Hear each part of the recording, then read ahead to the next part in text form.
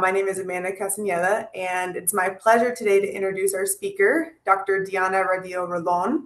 I first met Diana in 2018, I believe it was. She came up to visit from Mexico. She came to see the rock art, to learn Shumla's methods, and she immediately fell in love and took interest and saw the connections between the rock art of the Lower Pecos with sort of the ideas and the concepts and ideologies that are seen in Mesoamerica. So in 2020, Diana came up here full-time to work for Shumla. Her postdoctoral research was on felines. And a lot of what you'll see today is sort of born out of that research as she's continued learning more and more. So what you're going to hear about today includes concepts of felines and water and life. And honestly, she can describe it a lot more eloquently than me. So Diana, I'm going to hand it over to you. Okay, thank you, Amanda, and welcome everybody. I'm exciting always when I'm talking about felines. Today I'll present part of my study and my interpretation of this concept of felines with Chalchihuites. No worries, we're gonna unpack this concept together during the presentation. We're gonna learn the meanings of felines with dots or represented with dots, circles, concentric circles, or circles with rays. So we're gonna learn more about this concept and how this symbol is present in two different pictorial narratives, Aztec murals and Pecos River style rock art. So let's jump into the presentation. I know that some of you know the region and the rock art style well or very well, but let me do a quick recap for our new audience. Pecos River style rock art defines a cultural region and an ancestral tradition. The region extends to the southwest of Texas and the north of Coahuila in Mexico. The pictographs are characterized by large compositions of polychromatic or multicolored murals with humans, animals, and enigmatic shapes or figures that are not identifiable as human or animals.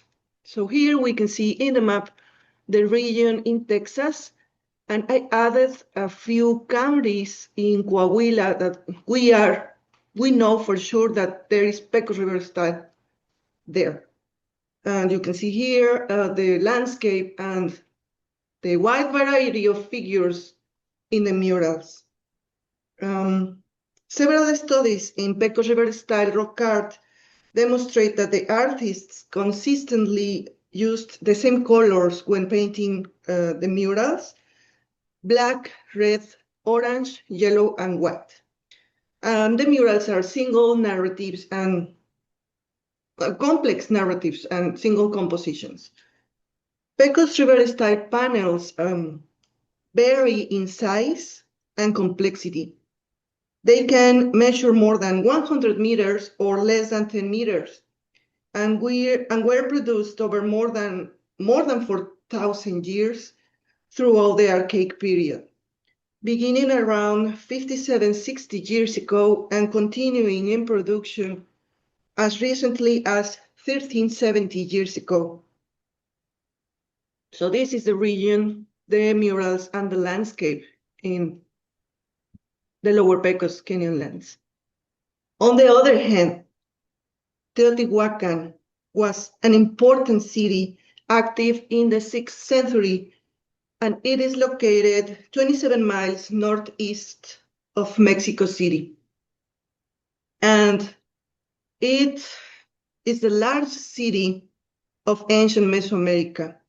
The whole city is heavily painted and preserves impressive murals that portray humans, animals, spiritual animals, and geometric shapes.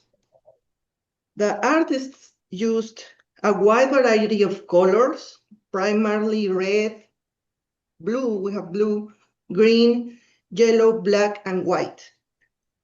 They utilized a true fresco technique a millennium before the Italian Renaissance.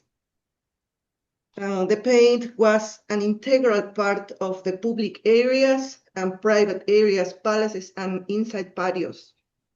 So here we see the map, the location of Teotihuacan, the city, and this is a fragment of the Animales Mitológicos or mythological animals mural, and it contains a few felines. Actually, there is one more here, but this is an example of a fresco technique and the murals with felines. The murals that I'm going to present today are located in two different areas. One is in a platform on the eastern side of the Calzada de los Muertos, and one is in El Gran Conjunto. The murals were produced over 600 years, beginning around 150 AD and ending in 700 AD. Okay, so we have two pictorial traditions. The first one comes from central Mexico with paintings and iconography associated with the Aztecs. The second one comes from the Pecos River style rock art in the Lower Pecos canyon lands of Texas, and was created by hunter-gatherers groups over there. So although these traditions are separate by thousands of years and developed in different regions and among different groups, there was a period of several centuries during which both artistic traditions existed at the same time. This overlap provides an opportunity to explore how certain symbolic concepts may have been preserved, transformed, and expressed in different ways across generations, religions, and landscapes. It is important to emphasize that these were not the same people or the same culture. Rather, this comparison invites us to consider how enduring ideas can appear in different cultural traditions. By examining felines and Chalchihuites together, we can better understand how ancient people expressed fundamental religious concepts throughout the time in different areas. But before to present or talk about felines, I'll define Chalchihuites linguistically, expanding its semantic range to include multiple meanings depending on context, and showing its use beyond its literal meaning with examples. For example, here we have some representations of Chalchihuites in different codices. In Nahuatl, these shapes are known with this word Chalchihuites, and their symbolism and meanings go beyond literal descriptions such as dots, circles, or concentric circles.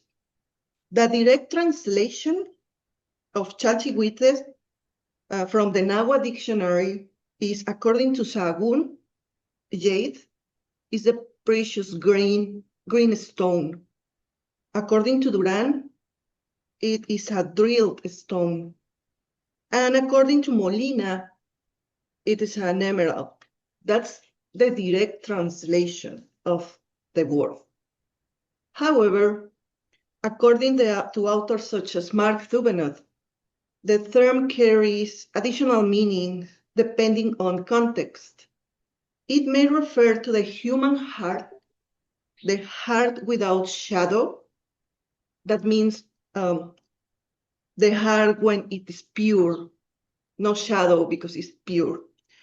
It is also associated with breath, speech, the precious water, the glow, or even the dead. Again, we have examples from different codices and a way to represent Chalchihuites.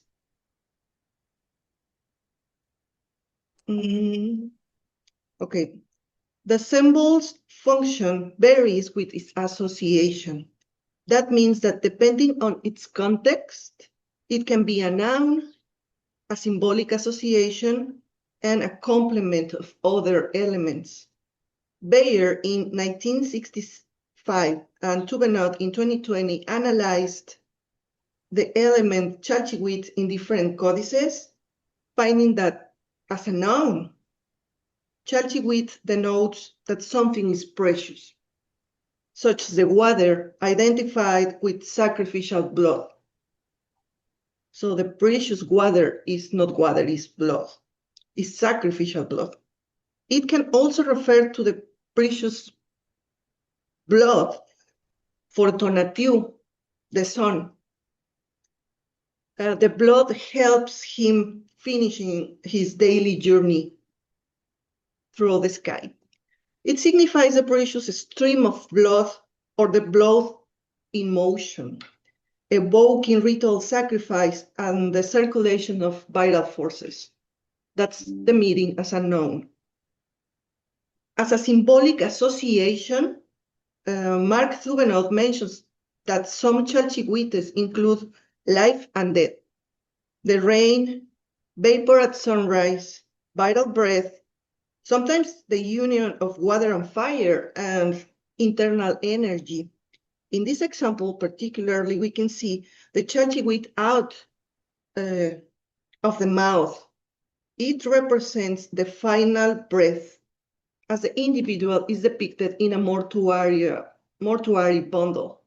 So it's its final breath, its final precious breath. Okay, as a complement of other elements, here the Chalchihuite complements a deity. She is Chalchihuitlicue. Chalchihuitlicue is the jade-skirt goddess. Is the goddess of running water, rivers, lakes, and oceans, who embodies fertility and purity and preciousness of water. She wears a skirt adorned with chalchihuites. Actually, she has chalchihuites in different places. She wears chalchihuites as part of her paraphernalia.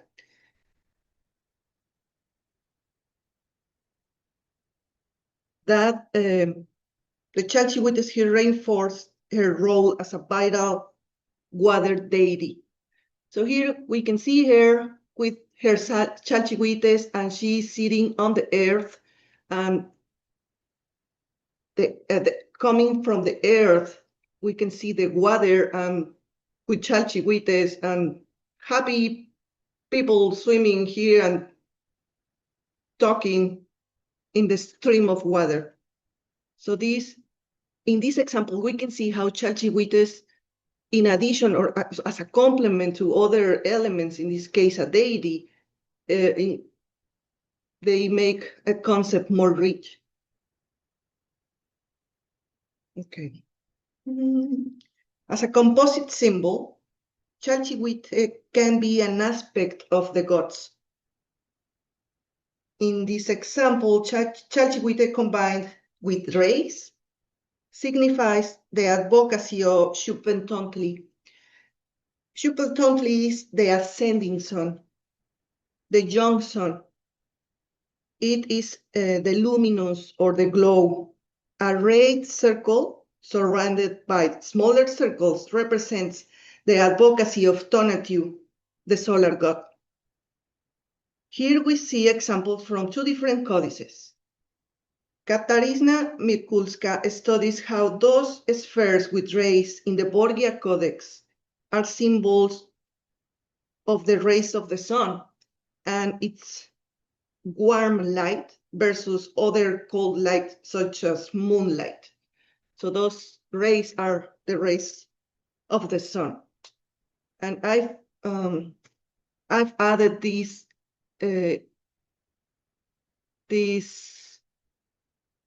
image to show, have this depicted with rays represent the afternoon sun and the night sun in the west. During sunset, one half of the sun is going to the dark side, and the rest is still shining.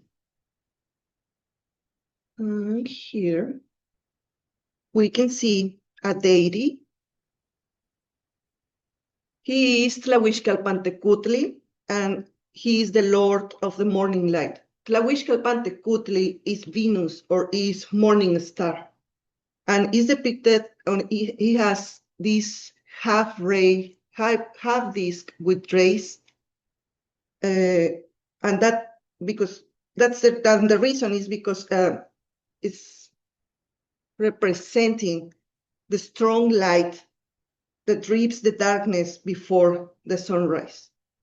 So yeah, he's our friend Tlahuixcalpantecutli. So once we have defined the difference or the different meanings of Chalchihuites, we can analyze its association with felines. I'll show how in both Aztec murals and Pecos River style rock art, the Chalchihuite, the felines, and the water appear together to embody a mythical concept rich in connotations related to the earth, fertility, the sun, and its journey through the underworld to become a rising sun, as well as the petition for fertile water in exchange for sacrificial blood or precious water.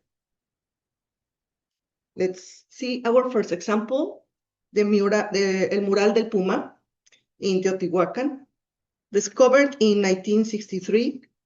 It features a yellow feline with prominent paws and claws. The feline was depicted over wavy bands of different colors, such as green, black, red, and white. At the bottom here, we can see a series of green Chalchihuites. In this example, feline and the Chalchihuite coexist, illustrating the union between the precious water and the sacred connection with the underworld.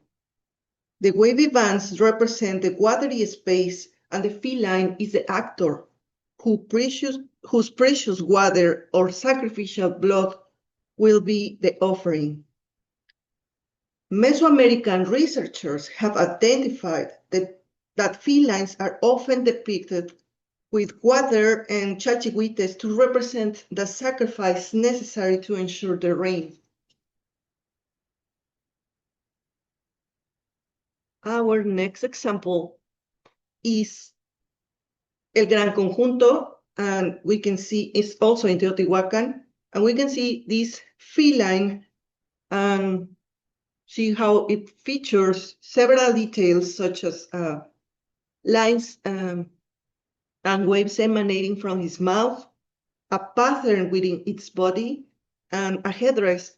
However, focusing on the Chalchihuites, we can see how they are below its claws, as if the feline were walking on them.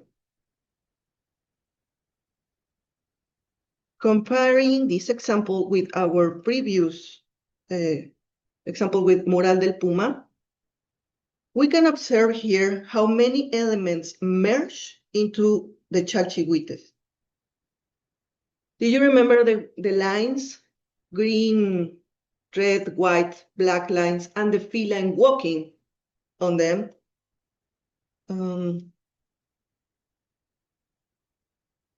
We can see here how the bands are inside the Chalchihuite. So the feline in this example is walking on the water, the same time here, but they merged the elements in one symbol. This is a great example for a composite symbol that actively synthesizes several conceptual elements throughout aggregation. The same spiritual concept is depicted in the Lower Pecos, Texas. This mural is a unique example of Pecos River style rock art that preserves a feline with Chalchihuites. I know the preservation is not great, but believe it or not, in this mural lives a feline with a speech breath, the wavy bands, the Chalchihuites. Can you see it? I've used enhanced images to understand the composition in deep detail. This is an image enhanced by LDS color code in this stretch. Take a look to find the feline's legs, claws, part of his head, the ears, and another elements such as the concentric circles, the speech breath, and vertical lines. The use of this high resolution and color enhanced image was very helpful to create my illustration.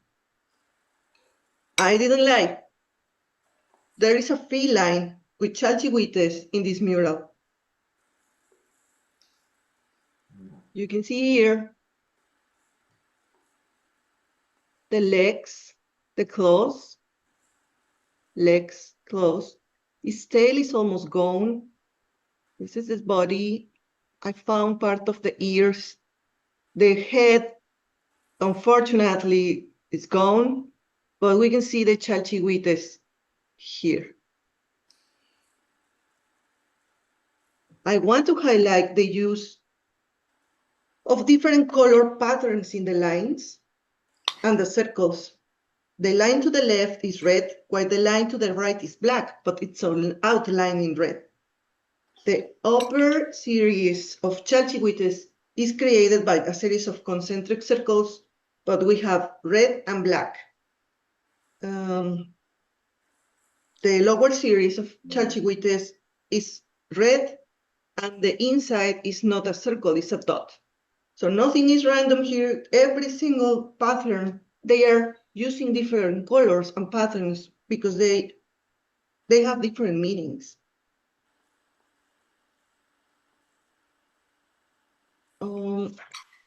I also want to highlight the sip of water that runs over the mural right next to the feline. This incorporation of natural and cultural features effectively demonstrates the association of felines with the earth, the water coming from the earth, the precious streams and vital forces in motion. To recap, we've learned Pecos River style rock art and Aztec murals share some graphic devices such as felines, chalchihuites, lines and bands, and speech breath. We also discussed how both chalchihuites and felines are frequently associated with water, and together they may reflect symbolic connections to the earth, the precious water, and the watery underworld.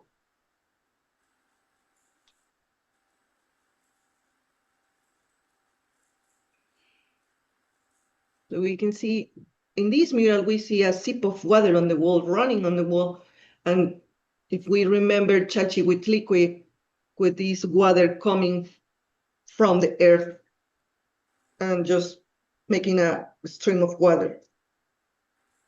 Another example in the Lower Pecos is the mural depicted in Radar the Snake Canyon, which is 31 meters long and preserves more than 350 figures, some of which are felines.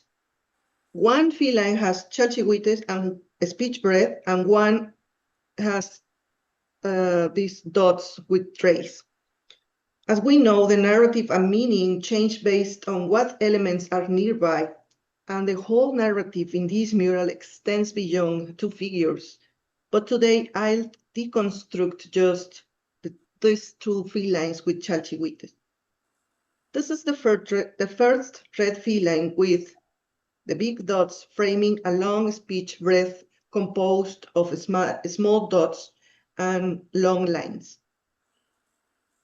We can now identify its individual attributes and compare with the previous examples.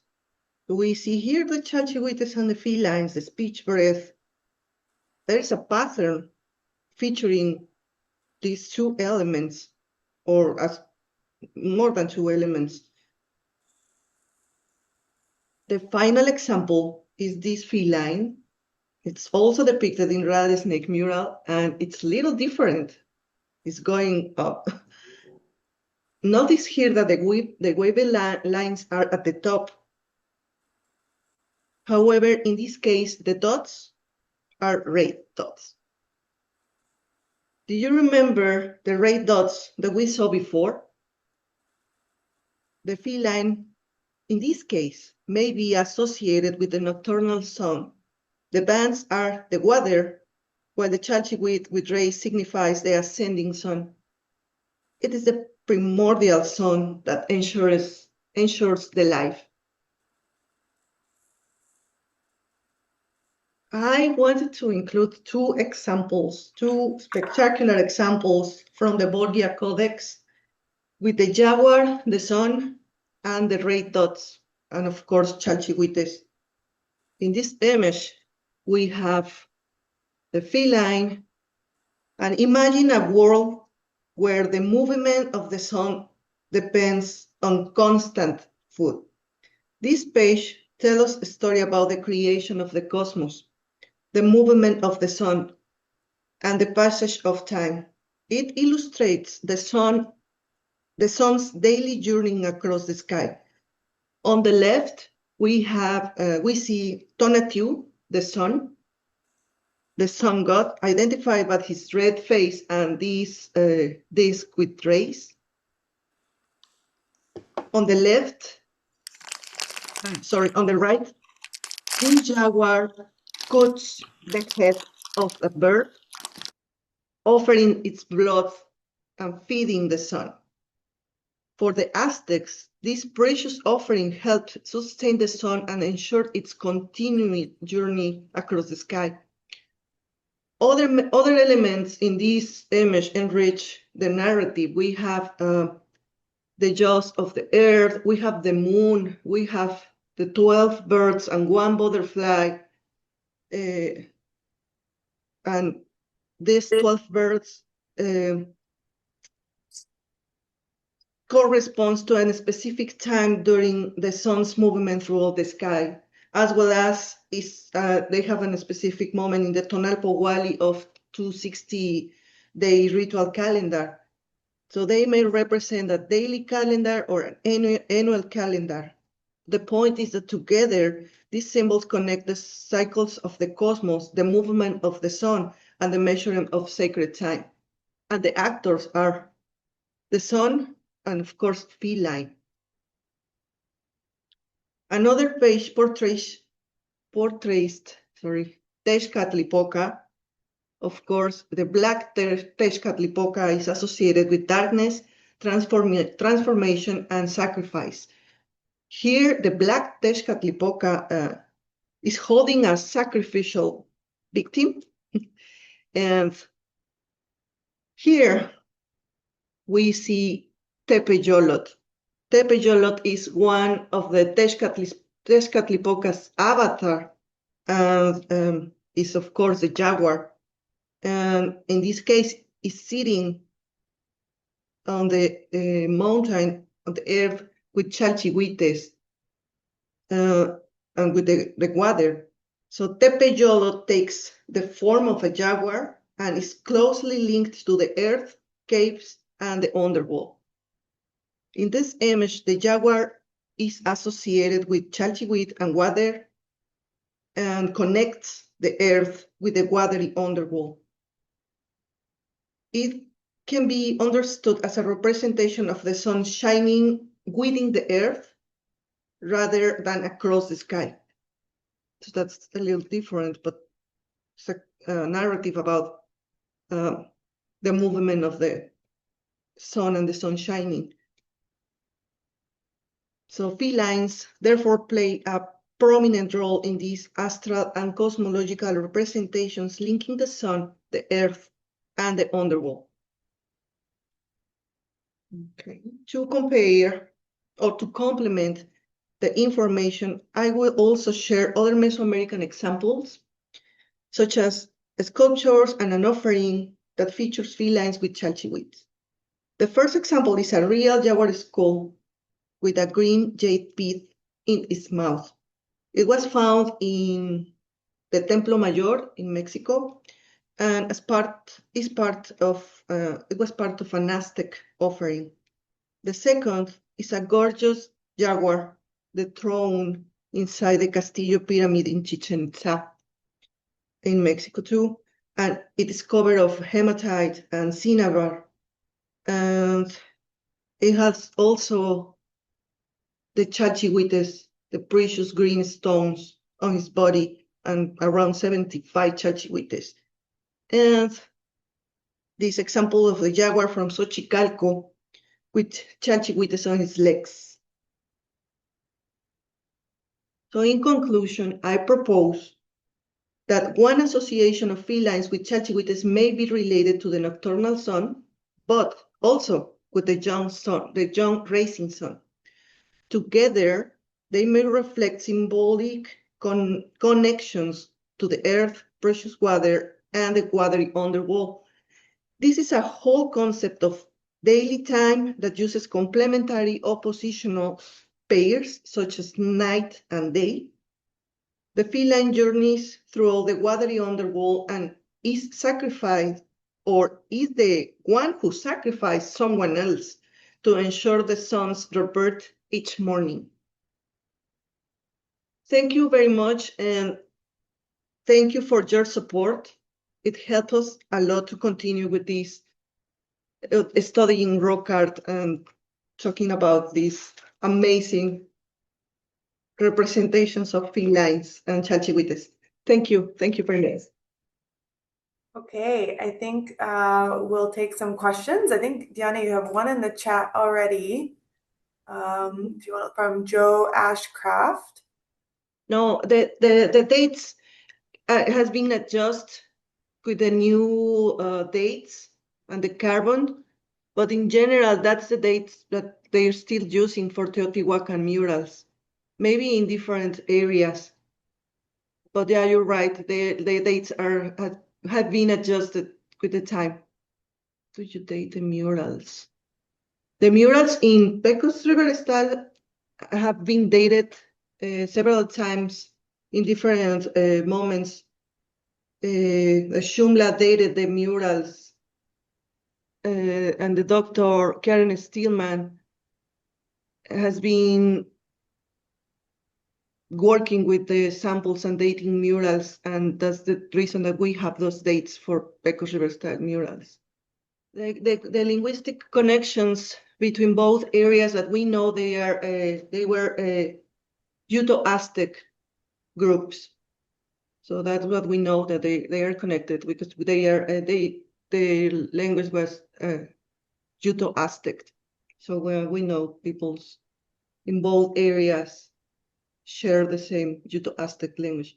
How do we know that the groups from which the artists came were not related? So how do we know that the artists in the Lower Pecos and the artists at Teotihuacan were not related? Because they were different groups in different moments, but what I'm saying is that we can track how symbols and concepts endure over time. So that's the relation between a concept, not specifically the groups related each one other. Maybe they are related just with linguistically with the Uto-Aztec language, but there are different groups in different times and different landscapes and moments. I asked a question about, you're showing some really nice comparisons between the Lower Pecos and Teotihuacan.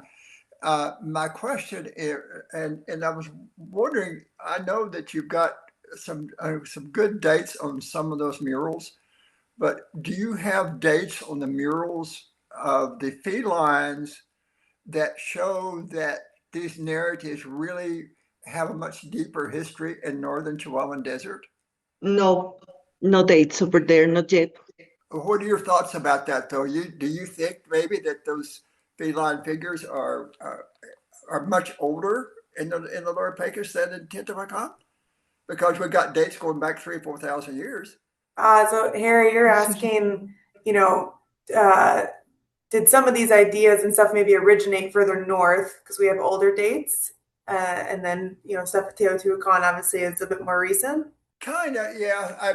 I'm really fascinated by that. We've always wondered about the association of the Lower Pecos with the murals down in central Mexico. And literally, Diana has pretty convinced me that there are some direct parallels there for sure in terms of um, the cosmology. And I'm really glad to see that because I've always wondered about the connection, and she really did a beautiful job of tying that together. Now, the next mission would be how old does that cosmology go of the felines go back in the Lower Pecos? Are those with the more recent paintings, or do they go back to let's say the Middle Archaic? Those are, Amanda, those are my questions. I'm not Yeah. taking more Okay, time got here, it. but it's really got some fascinating data. Yeah, that's great. I think you're right. It'd be really interesting to do a feline specific dating project and see how that imagery spans across time in the Lower Pecos. Another question in the chat, Diana, have you ever seen rock art that might represent canine creatures, perhaps wolves or coyotes? Yeah, sometimes the felines in murals in the Lower Pecos, they look like a not natural cats or not. They sometimes they have like a little more long ears. I mean, we know that they are felines, but in my opinion, and I've seen some figures with some figures sharing other elements that not particularly just felines. And we know, for example, in the Mixtec cosmology, they have different words for cats, or a cat with rabbit, or a cat with a fox, or a cat with they have the specific words for all of them are felines, but they share different attributes and they appear in specific moments of the myth and associated with other deities. So I think we can find other, I mean, wolves, not, but maybe felines with rabbit, a little more ears, long ears than normal in the Lower Pecos. And in Teotihuacan, the mural with felines has coyotes too. So it's possible. It's totally possible and actually exists. There are specific words to talk about felines with a different animal at the same time. Another question from Robin. Are there rock art sites in Teotihuacan open to the public? Or maybe not rock art sites, but murals? Yes, you can visit Teotihuacan, walking on the Calzada de los Muertos. You can visit the mural, el mural del Puma is there.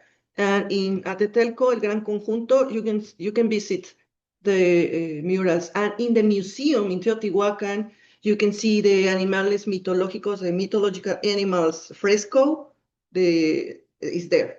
So you can see. Cool. Gary asked, please recap why do we believe there are commonalities between the Pecos and Aztec murals? So if you had to summarize it in just a couple sentences, how would you summarize it? In a couple sentence. Or a paragraph.